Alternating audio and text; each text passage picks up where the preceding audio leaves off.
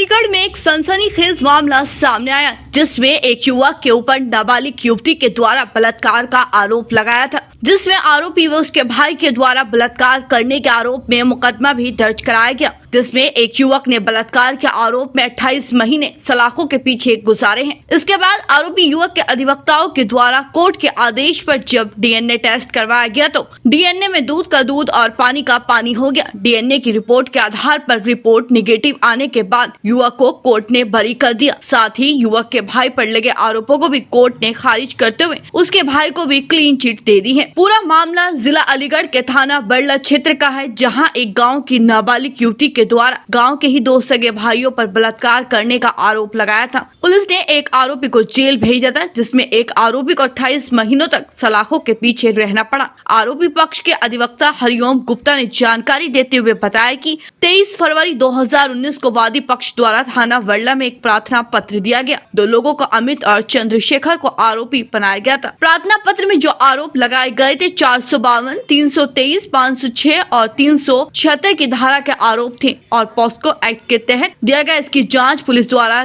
की गई थी। पुलिस ने अभियुक्त अमित को तलब किया। अमित फरीदाबाद में नौकरी करता था। इस दौरान पुलिस ने उसकी कोई भी बात नहीं सुनी कि आप उसका डीएनए करा ले। लड़की ने कहा कि 6 महीने पहले मेरे साथ गलत काम किया है, जिसकी वजह से मैं गर्भवती हूँ। बिना डीएनए कराए पुलिस ने जेल भेज दिया। 28 महीने अमित जेल में बंद रहा। हमने उच्च न्यायालय से डीएनए का एक आदेश कराया। डीएनए रिपोर्ट नेगेटिव पाई गई। इस मामले का ट्रायल चला। ट्रायल में 6 गवाह पेश किए गए। सभी लोगों ने गवाही दी थी कि घटना के समय जो व्यक्ति जेल में है वह फरीदाबाद था। घटना के समय अमित मौजूद नहीं था। अमित का जो भाई था वो एटा में रहता है। घटना में किसी भी प्रकार का कोई दोषी नहीं पाया और न्यायालय से निर्दोष मानते हुए दोनों को बरी कर दिया। दोनों के खिलाफ कोई भी ऐसा एविडेंस नहीं मिला। लड़की ने ये भी बताया कि मैं 8वीं कक्षा में पढ़ती हूँ और पुलिस ने कोई भी डॉक्यूमेंट्स नहीं लगाया। साथ में जो इंस्पेक्टर थे उन्होंने घटना थाने में ही बैठकर लिख दिया। कोई भी घटना में ऐसा साक्ष्य नहीं पाया जिससे कि बलात्कार महसूस होता। न्यायालय द्वारा दोनों लोगों को बरी कर दिया गया है।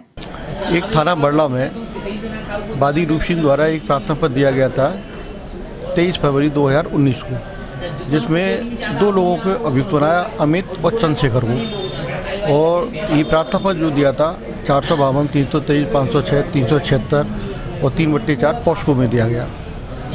और इसकी जांच पुलिस द्वारा की गई और पुलिस ने अभियुक्त को बनाकर अमित को उसे तलब किया। और अमित जो है फरीदाबाद में नौकरी करता था।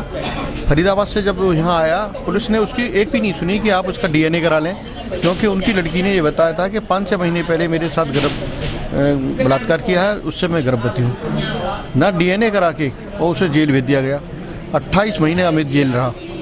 रहने के बाद हमने एक डीएनए का टेस्ट आदेश कराया तो माननीय उच्च न्यायालय ने डीएनए आदेश किया। उसमें डीएनए नेगेटिव पाया गया और उसे बेल दे दी गई।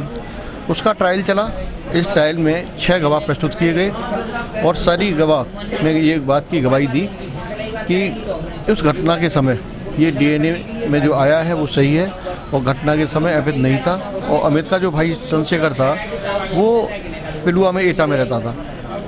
घटना को सारी इन लोगों ने अपने प्रस्तुत किया, लेकिन घटना में किसी भी प्रकार का कोई भी दोष नहीं पाया और न्यायालय ने इसे मानते हुए उन दोनों को बरी कर दिया गया। उनके खिलाफ कोई भी ऐसा साक्ष्य नहीं पाया, क्योंकि लड़की ने अपना ये बताया कि मैं 8वीं में पढ़ती हूँ। कोई आयु महोदय ने उसमें 8वीं का कोई डॉक्यूमेंट नहीं दाखिल किया।